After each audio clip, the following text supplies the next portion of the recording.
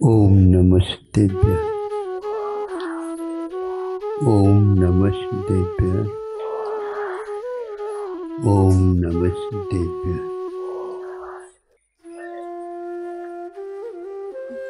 वैसे ही दशलक्षण का स्वरूप मध्याह्न में सब लोग आएंगे।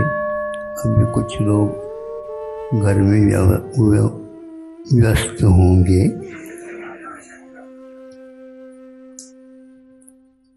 और जो मध्याह्न में नहीं सोएंगे उनके लिए तो मिल सकता है।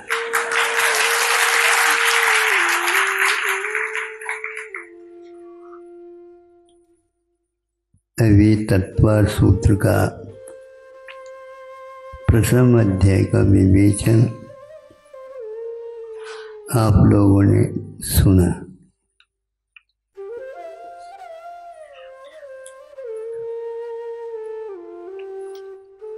कोई भी हो इस युग में साक्षर होने के नाते संस्कृत, प्राकृत, हिंदी आदि भाषाओं का ज्ञान होने से वह सभी दर्शनों का ज्ञान कर लेता।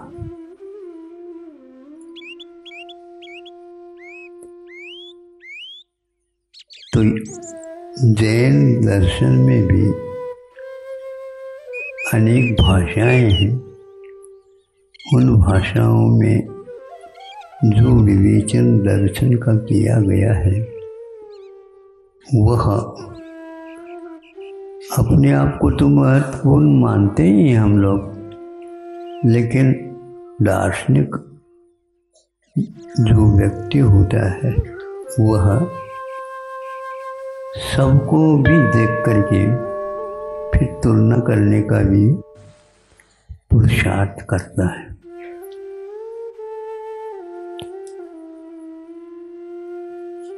श्वेतांबर और दिगंबर दोनों मत में यह तत्व सूत्र सामान्य रूप से मिलता है, लेकिन जैनेतरों में भी इसका इस ढंग से अध्ययन होता है। एक नमूना बता दें कि जब उन्होंने अध्ययन किया फिर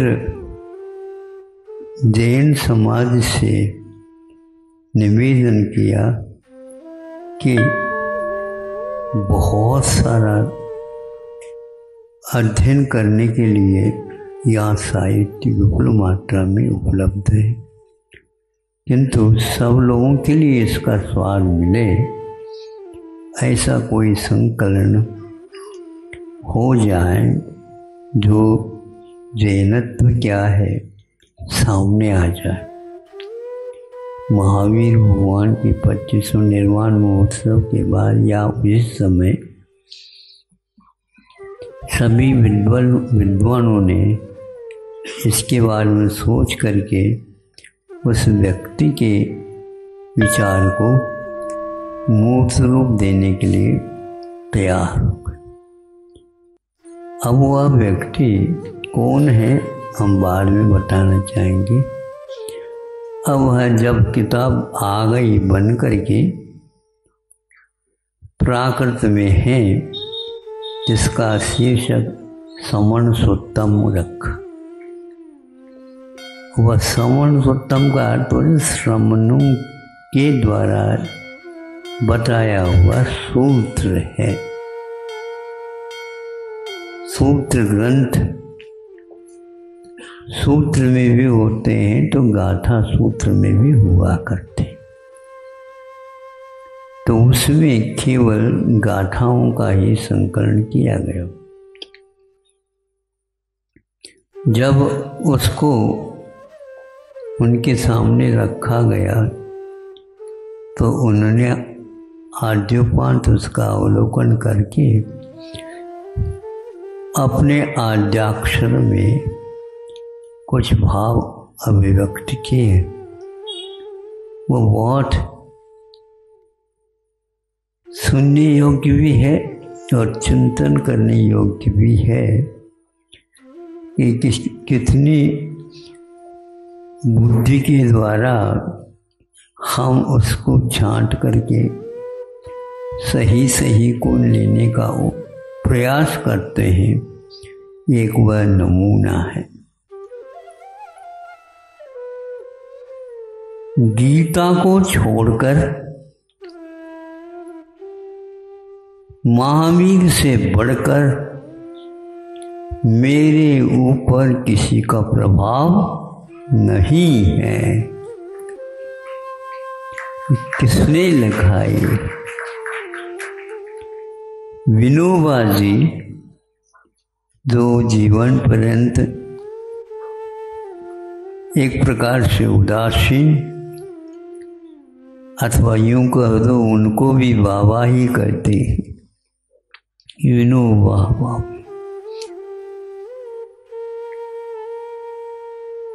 गीता को छोड़कर और महावीर से बढ़कर, गीता भगवद गीता से मतलब रखता, इसको छोड़कर किंतु महावीर से बढ़कर और किसी का प्रभाव मेरे ऊपर नहीं। किसी का व्यक्ति का नहीं हुआ करता है।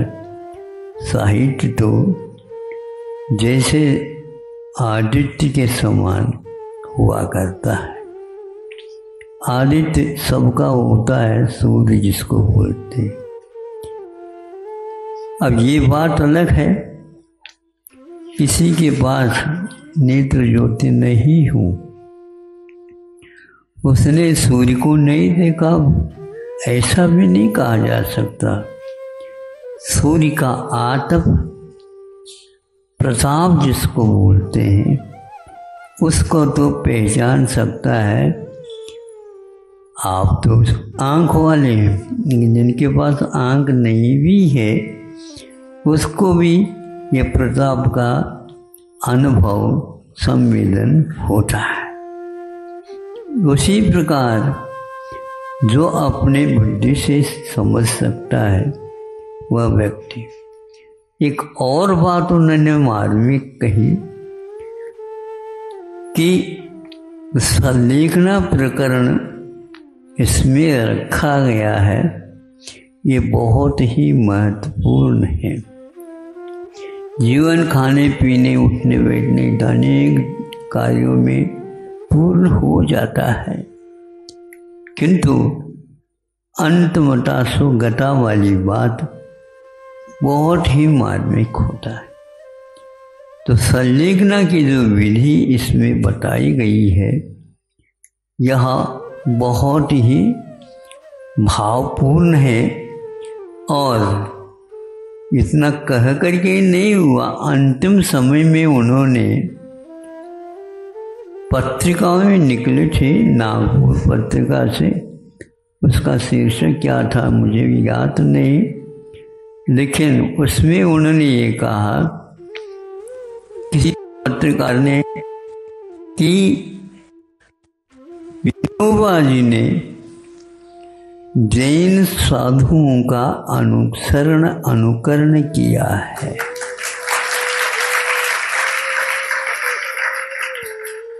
ये दोनों बातें मुझे ऐसी लगी, आप लोग तो अभी तेल लो लकड़ी में ही है,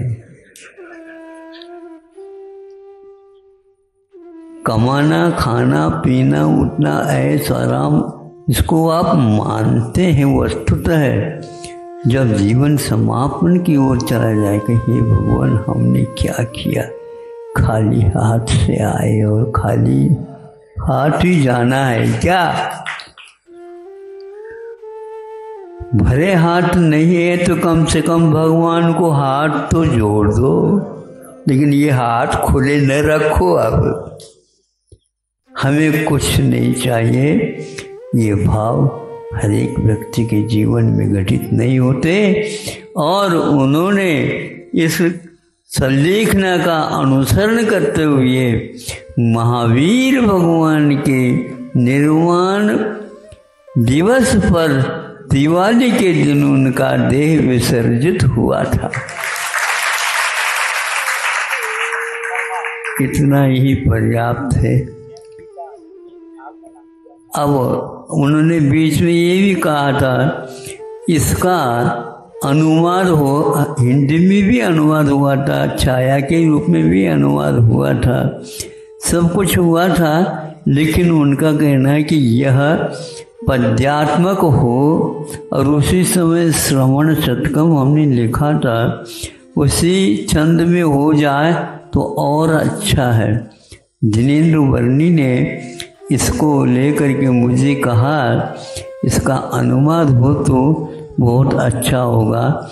इस प्रार्थना पर हमने भी सोचा है, हमारा भी थोड़ा अध्ययन हो जाएगा और उसको जैन गीता के नाम से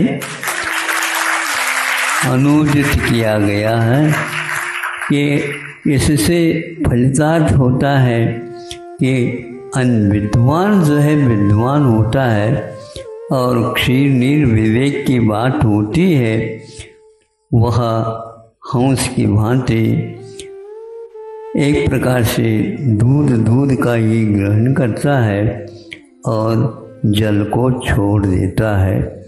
इसी प्रकार प्रत्येक व्यक्ति को अब आत्म तत्व को समझने के लिए अनेक ऐसे लेख उपलेख होते हैं, भाष्य वाच आदि होते हैं। इनके अवलोकन करने से तत्व का मंथन होता है और उपादेय का ग्रहण, हे का विसर्जन होता है। अहिंसा परमो धर्म।